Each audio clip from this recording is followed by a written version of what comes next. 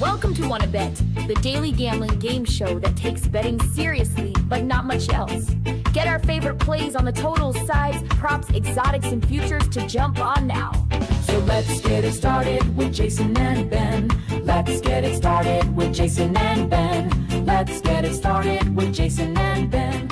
Så att kan som känner konsolbappa konsolfelina. Let's get it started with Jason and Ben. Let's get it started with Jason and Ben. What's going on, everybody? Welcome to Wanna Bet. Happy weekend.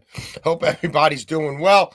If you're new to the show, we give out our favorite plays every single day, 7 days a week, across all the sports that we handicap, which is pretty much all of them. I'm Jason. That's Ben. Look, I want to give something out real quick. Live betting. We're on this Bayern Munich match. We may not hit. So real quick, right now, you could do what I've done, and you could take Bayern, who are down 2-1 early. Freiburg scored twice in the first 20 minutes at Alliance Arena. It never happens. Bayern to come back and win the match, minus 138. I've also played Luis Diaz to score a goal in this match, plus 140. If Diaz is subbed off and you make this bet at bet 365, whoever comes in for him then also gets credit for your bet. I don't think he's coming off the pitch, though, Ben, because he's got a 3-game suspension in Champions League for that ugly tackle at the end of the first half that effed us a couple weeks back. So I would think that Company needing goals is going to give him a full run. And then look, Harry Kane, anytime goal, if you want to go there, we ain't mad at you. He takes the penalty kicks. We've had weird luck with him lately, so we're just going to play. And he's already in a bet that we got that's probably not going to hit because I don't think even the mighty Bayern are going to win this first half. Down 2-1 with about 12 minutes to go in the first half. But again, if you're scoring at home, Bayern to come back and beat Freiburg, minus 138. Luis Diaz to score a goal, plus 144. We're going to be on NFL, NBA, college basketball, and football on today's show. Beltway Ben. I guess we might as well take care of all the nonsense now before we put up the results. And we did hit 2 bets on Chelsea already this morning. Your dad, Billy Squire, CB4, any update? He knows he does like Billy Squire. I thought so. He does. So what was the other one? I didn't know that there was another one. CB4 was a movie. Okay, we'll find that one out Sunday morning. I didn't remember.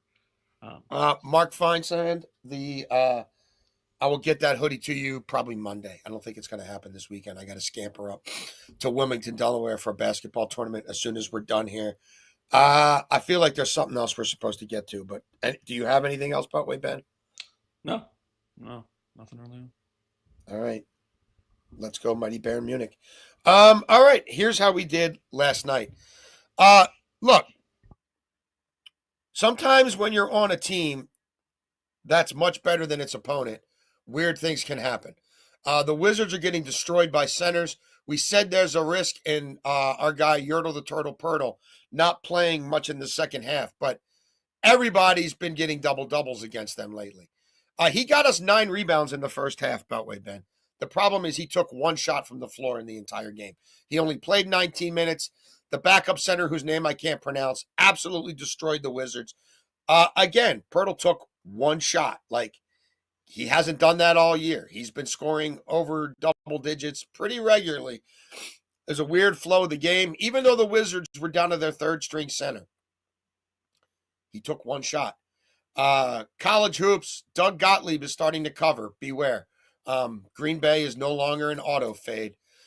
Even at our alternate number, we could not get Yale. Yale got the lead up to 12 with about 7 minutes left. I thought they were going to blow them out. I was wrong. We will be attacking the Wizards again today, though. Beltway Ben, your Friday night? Yeah, it wasn't a good one. Zion wasn't able to get anything going until the 4th quarter, which screwed our first quarter bet, which screwed our regular bet for him. He finished just 3 short. Missed some free throws, which were costly. Missed a bucket late. College basketball parlay. We had both team totals hit, but the game total in that Wake-Memphis, which was an incredible basketball game. If you haven't seen it, I'd go back and watch the great play that Wake drew up, which they drew up the day before, and Penny didn't have the guys prepared for it. Kind of unbelievable in a spot like that a high-level Division I coach doesn't know what's coming with that much time left. But that was a great one. Jaime Jaquez grabbed us 7 boards in 3 quarters, didn't even play the 4th, and we cashed that, so that was good. And then Amen Thompson We needed 4 assists to cash our other NBA parlay, and he came up just short. So we had some unfortunate luck. Like Scotty Barnes wasn't as aggressive on the glass I thought he'd be. RJ Barrett did have success scoring the basketball. He got us the 20 plus points that we needed. But outside of those, it wasn't a very good night. Yeah, the NBA Cup is weird, like with the scoring differential and stuff. Like some teams kind of already know they're basically out of it going into some of these games, and then how guys get pulled. Again, though, if you'd have told me Yertle the Turtle is going to take one shot from the floor, yeah. All right, on to today's show. We're going to start in college football, and we're going to just do a 3-team money line parlay. ASU to beat Colorado. Colorado's 1-4 against the spread their last 5 games. They haven't been great at home. Duke to beat UNC. They're about a touchdown favorite. UNC can't stop anybody. I just don't think they can hang with Duke from a point scoring situation. UNC's quarterback is pretty bad. And this is going to, I think, kind of be a home game for Duke. It's at UNC, but I don't think anybody there is in love with Bill Belichick. And then look, we lost on Oregon earlier this year. We thought they would do the job on Indiana. They did not. I'm not buying that USC is going up there and beating a Dan Lanning team with this much on the line, playoff spots. I don't know that he thumps them the way he usually thumps them there, but we just need him to win. So that's it. It's pretty simple. I think I'm on the better team in all these. I think these teams, for me, all cover. I wouldn't play them here unless I thought they could cover. And we're going to take them at the money line because, well, we're trying to be prudent, Beltway Ben. We're trying to be prudent. Yeah, I'm going to stay with college football here. We're going to go with again, I've had a lot of success with these early. I think the last 2 that we've given out, I didn't even mention that in the open. Florida State passing offense last night. It was a tough one. But we're going back to these team total props, and we're going Florida. Over 130.5 rushing yards, a minus 114. Florida's over this in just one conference game. I get it. It's kind of concerning. But Jaden Bow's gotten going as the year has gone on. He's been really good. DJ Lagway, we know he could use his legs, but he wasn't using them enough the first few weeks of the season. The last 3 weeks, we've seen him go for 20 plus in every game. He's starting to run a little bit more, and they're right in some of these games where when you get blown out, you're not going to be running the football as much. Now, they got a matchup with Tennessee, which will be a tough one, but Tennessee's run defense is one of the worst in the Power 4. It's hard to believe with as good as Tennessee has been, but they are not very good against the run. 5 of 6 conference games, they've allowed their opponents over this rushing yard total. Bow can do this with 3 carries, to be quite honest with you, and he's been like right around 50 to 60 the past 3 weeks, and if that is the case, they're not going to cash. But I think this could be a game where he gets close to 100 yards. They have the backup that'll get 4 to 5 carries. Hopefully he can get us 20. And then Lagway. We're taking a lot of hope that Lagway uses his legs in this one because Tennessee's defense can get after the quarterback a little bit. And again, in college, sacks always hurt your rushing yards. But I think it's going to be a heavy run game for them. They're not going to have Lagway chucking the football across the field. I think they're going to be running it a lot. So again, Florida's team total rushing over 130.5 rushing yards, minus 114. And again, you could only get this at FanDuel. Excellent. For now. You can get it at FanDuel for now. For how much longer? Who's to say? One more week. Second down, we are going to do a college hoops parlay. We like San Francisco. We think San Francisco is going to be one of the best teams in the WCC. We do have a few bucks on San Francisco at around 8-1 to win that conference. They're playing at a tournament in South Dakota against Minnesota. We watched Minnesota against Doug Gottlieb's Green Bay. We weren't impressed. Minnesota has covered 2 of their last 8. San Francisco's covered 11 of their last 15. Minnesota's been particularly bad covering as a dog, and San Francisco's covered 7 of their last 10 as a favorite. They're laying 2.5. I think they're more than a 3-pointer, better than a Minnesota team. San Francisco's shooting the lights out of the 3-ball. Minnesota's not defending the arc. Excuse me, very well. So,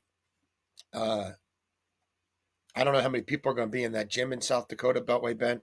I'm guessing not a ton. I'll take the better team to win by more than 2.5. So San Francisco laying the 2.5. And then we're going to play around with the total in Kent State, Cleveland State. These 2 teams have already played each other. We're going to take this number down to 167.5. By the time this tips off, it's probably going to be maybe 177. It's rising. It's rising for good reason. These guys played 2 weeks ago in a tournament. Produced 197 points.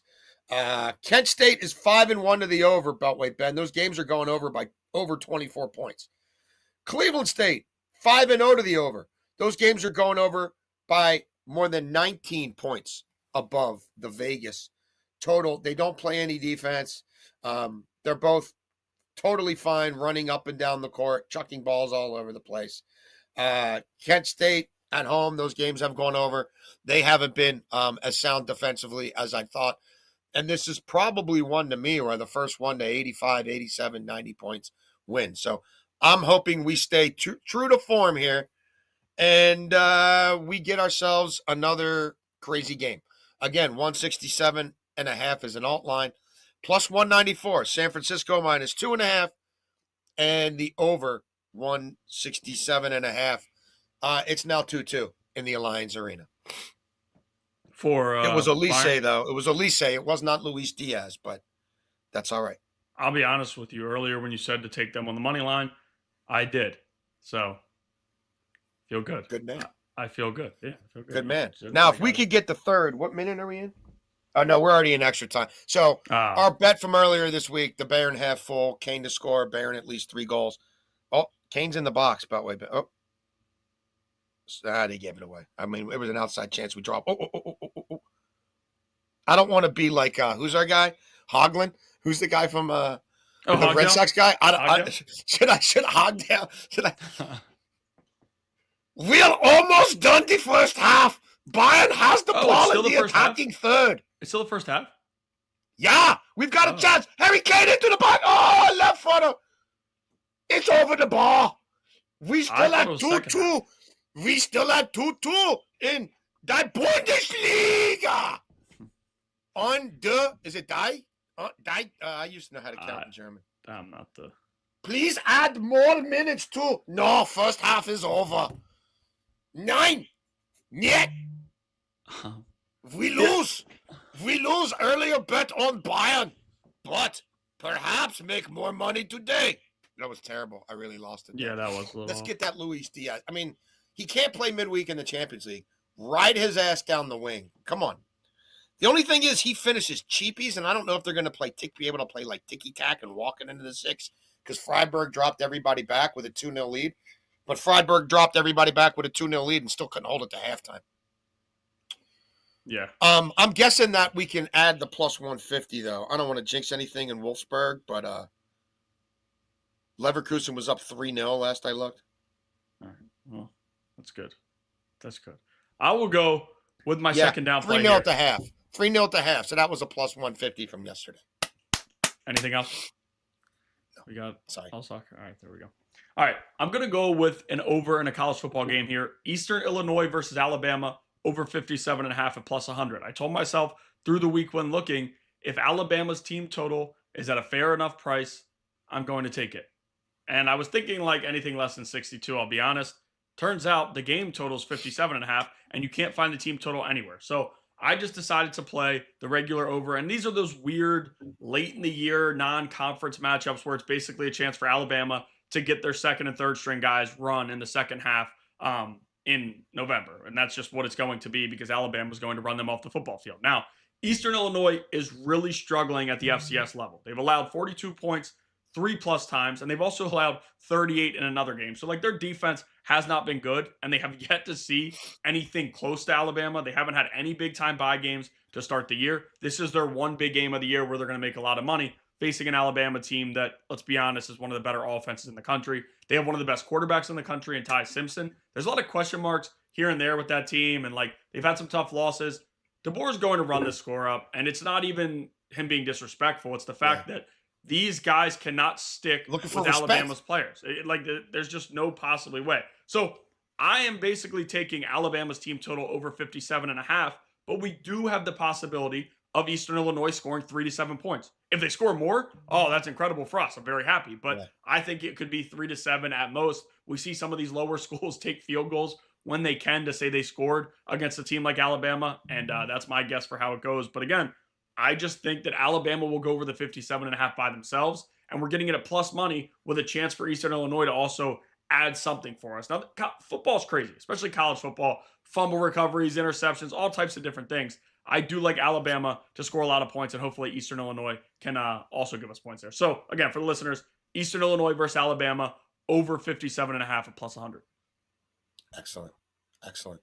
Third down for me, we're going to the association, and we are hammering the Wizards again.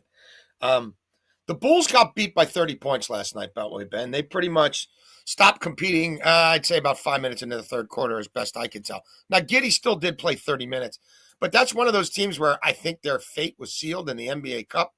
So they gave a run to some backups in the second half, and they waited for the beaten and bruised Wizards to get into Chicago after getting their asses handed to them in Toronto. The Wizards might be forced to play a small lineup here again, and even though Pirtle was barely on the court last night and didn't seem like he wanted to be involved in a running gun game, and I know Vucevic, whatever the hell, however I say his name, he ain't really going to want to run and gun either. But I don't know who's going to outmuscle him for rebounds with the Wizards. So we're going to take Vucevic to get 9 boards. We're going to take the Bulls team total down to 121.5. Again, the Wizards on the road are giving up about 125 a game. The Bulls regular team total was up at 128.5 last I saw. Spotify's Apple Bottoms. Bulls team total 121.5, and we're going to take the Bulls spread down to under 3 possessions, under 3 3-pointers, minus 8.5. The Wizards have 1 win all year. The Wizards have covered like twice all year, I think both times, or 3 times. Twice in regulation against Dallas, and then they covered the double overtime against the Pistons. The Wizards, going back to the start of last season, Beltway Ben, in the second of back-to-back games, are 4-12 against the spread. They've lost those games by an average of 20 points. They failed to cover those games on average by 8.8 points. You see what I did there? Again, I mentioned Yertle the Turtle Pirtle got 9 last night in 19 minutes. He got 9 without even really trying. Like, he wasn't even moving his feet. I was actually kind of disgusted. The Bulls, after getting humiliated last night, look, their hot start has faded. This is a must-win for the Bulls. They need to pad their standings here. I think Giddey goes off. I think the Wizards run and gun and chuck up a lot of shots, which means a lot of defensive rebounding opportunities for Vucevic, however the hell you say his name. So there we are, plus 146. That is our fade the Wizards parlay of the day. We are going to piggyback. It's kind of funny because I had this in third down as well, and then I saw your message this morning. I'm like, well, that works perfectly. We're just going to take Vooch. We're going to go Vucevic over 9.5 rebounds. We're going to take him 10-plus boards at minus 130. Jason broke down the Wizards. All you need to know, they're like 51.5 rebounds per game, which is tied for the second most in the NBA over their last 6. Now, there's some rumors Alex Sarr is going to play tonight. Okay, well, when Alex Sarr played earlier in the year, they were dead last in the NBA. So I don't really see much of a difference. That's not changing anything on the glass. Honestly, it might make Vooch pack it in a little bit more because you're going to have to play a tougher guy. Alex Sarr is a very good player. He's growing. Yes. Vooch should be a little bit more determined to do some more. Now, he's only over this in 6 of 15 games this year, but he's yet to get one of these matchups with the Wizards. He had 10-plus in 5 of his first 7 to start the year. It looked like it was an auto play, taking Vooch's rebounds. Now, Giddey, we know he's the triple-double guy. He can do a lot of different things well. But to me, Vooch, the way he packs it down and how things are going for the Wizards, I know I've been taking, like, power forwards and some small forwards against the Wizards. Centers are doing it with ease. And the only reason I stayed away from the Podals and stuff like that is because Podal isn't, the face of that team. You know what I mean? Like, where in the fourth quarter, bien. Vooch, on the other hand, they have to have him in. Yesterday, they sat him for the majority of the second half, as Jason said. You get blown off the court. He played just 21 minutes. If you're playing 21 minutes on the first night of a back-to-back, you should be perfectly fine on the second night, especially against a Wizards team who Vooch should be able to go. And it's not a back-to-back just for the Bulls. Like, the Wizards are on the second half of back-to-back too. So I think Vooch grabs 10 boards tonight at minus 130. Too good for me to pass on.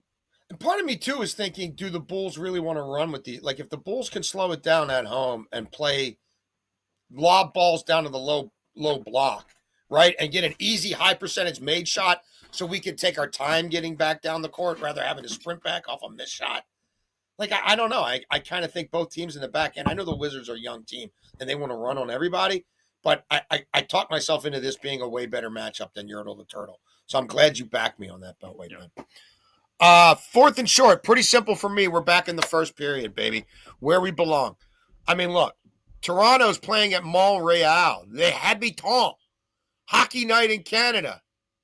It's an institution. Both teams, I hope, would want to put on a show. Beltway Ben, Toronto has played 6 times on the road this season. Do you want to wager to guess how many times they've gone over in the first period? 6. You did your homework. You didn't even know that was coming to you. That's how prepared you are. Yeah. You're like Billy Squire in 1981, ripping a guitar solo. The Leafs are 15-6 to the first period over on the season. Les Habitants 6-5 to the over at home. How have the teams been in their recent form? The Leaf 8-2 to the over their last 10. Les Habitants 7-3 to the over their last 10. Those are overall, not home road, obviously. We're not deep enough in the season for teams to have, 10 home or road games. Again, original 6 teams, Saturday night, hockey night in Canada. Putain for you! Putain for you! Putain for me! Minus 135 on the first period over Beltway Ben. Yeah, I'm going. That's 2 goals, over 1.5 Spotifyers. I got to make sure I say everything specifically. I'm just going to shorten this up. We're going to go with the same game parlay. I think the more guys I go with for some of these fourth and shorts, the worse the way it is to go, just because you're trying to count on 4 different guys, even if they have a big game, first quarter, something, especially like Zion last night. He was the one who screwed us. We've lost by 1 leg on a few of these, but here we're just keeping it down to 2. I'm going to try to do that for the most part. Sometimes I bring in more because of how much juice there is for first quarter props, but I'll probably just try to start doing it around here. Now, Vooch, I thought we could get over 2.5 at a fair price, but we can't for the first quarter. Vooch plays a ton of minutes in the first quarter, so I'm not overly concerned when you have a Wizards team that's allowing as many rebounds as they're allowing as a whole, and then to centers just in that area. I do think Vooch grabs 3 with no sweat, and that was like minus 215. So we're adding Sar in for 2 plus minus 125. I think Sar will play. If he doesn't, we basically have a chance to win like a little under a half a unit. Yeah. But even if Sar plays, he's going to grab boards. Like, he's been aggressive on the glass. Sar's really taken that leap in year 2. It's good to see. Very good player. And it's, again, he's just played good basketball. When he's on the court, the Wizards are a better team. Still not a good team, but when he's on the court, he's aggressive on the glass. He's their main rebounder. And we haven't seen a lot of him and Bilal. I don't know if Bilal is going to play. It's a back-to-back. He's dealt with injuries. But regardless, I'm confident that Sar can grab us 2 boards. So here for this play, Vucevic, 3 plus first quarter boards, and Alex Sar, 2 plus first quarter boards at minus 125. Nice. Overtime. Let's start in Arrowhead. Give me Patty Mahomes to throw for 220 yards. Give me the Chiefs to score at least 28 points and the Chiefs to beat the Colts. You put all that together, it's a plus 162, I think it was. Yeah. So look, Mahomes on the road, no bueno. Mahomes at home, he's great. 4-1 at home. They've scored 28 points or more in 3 straight. He's thrown 3 touchdowns or more in 3 straight home games. The Colts have not played many good quarterbacks. When they have, they've been in trouble. Stafford, 375 and 3 tutties. Herbert, 420 and 3 tutties. Bo Nix, 206 and 3 tutties. I know we're playing this at 220 and not 206 where Nix was, but Chiefs ain't running the ball all that well. Chiefs only average 4 yards a carry at home, over 5 a carry on the road. I know Andy Reid's talking about them throwing the ball more. I still think 220 is a reasonable number for Mahomes. He's at 220 or more in 10 of his last 13 at home. 8 straight this season, he's thrown for 220 or more. I do think the Colts secondary is a little bit fugazi, even with Sauce Gardner, who ain't that great. Mahomes at home his last 4 games, 14 touchdowns to 3 picks. I told myself yesterday, Ben, I said, if anybody still has Patty Mahomes at over plus 200 to throw 3 touchdowns, I'm jumping on it. One place did it. It was DK. And not the great dead Kennedys of East Bay Ray and Klaus Fluoride. So I took it, and you can still get it at plus 207 at dead Kennedys. So I like it. I think this is a must-win game for the Chiefs. I think, again, they've been good at home. Daniel Jones has been turning the ball over. I think Patty Mahomes will capitalize on that. They get a dome team coming to them, and it's a must-win game for the Chiefs. Double overtime. We're attacking the Jacksonville Jags defense, and we're doing so with our guy Jacoby Brissett to throw for 225 yards, and Trey McBride, who's having a monster season, to catch a touchdown pass and have at least 60 yards receiving. Look, Brissett's got, 5 straight games of 2 or more passing touchdowns and 250 passing yards. It's always a great day to throw the ball around in Arizona. The Cardinals don't have a feature back. The Cardinals defense has wilted, and Brissett's trying to keep his job. I think he's there to chuck it. The Jags do a really good job on wide receivers.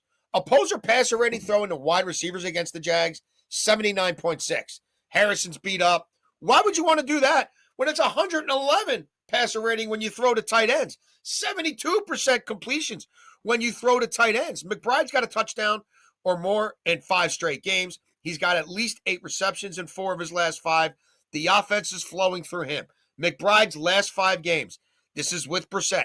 He averages 8 catches on 11 targets for 89 yards and a tutty. I think Arizona wins this game as well, but that's where we are. McBride, tutty. McBride, 60 or more receiving yards. Brissett, 225 or more passing yards, plus 196. We're going to go with one parlay because I'm just going to give out one for today. And then we're also going to play 2 NFL props that we like, same guy.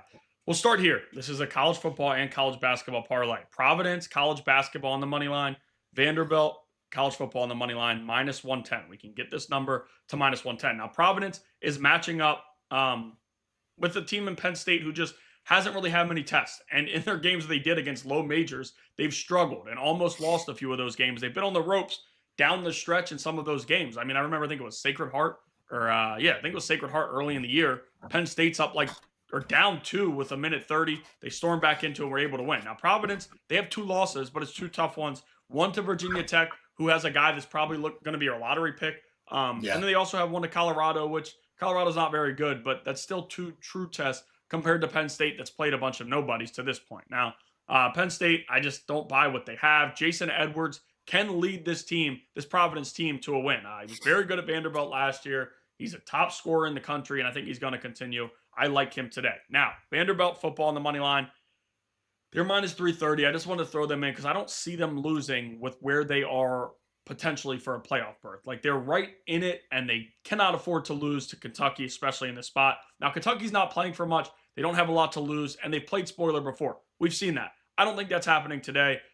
Their injury report is a book. It's a ton of guys who we don't know if they're going to play for Kentucky. Vanderbilt has most of their guys healthy. The defense has been really good. The quarterback, we already know what Pavia can do. He's still pushing to try to win the Heisman. He's not going to win it, but he will try to kind of add some things against a Kentucky defense who's actually played decent football of late. So again, this is college basketball and college football. Providence on the money line in college basketball, Vanderbilt on the money line in college football, and you can get that at minus 110. Now here, we're going to go with 2 David Montgomery props. We'll start with David Montgomery over 51.5 rushing yards at minus 110, and then we'll also play him over 11.5 carries, which you can get at minus 122. The Giants' defense against the run is one of the worst in football. We talk about it every single week.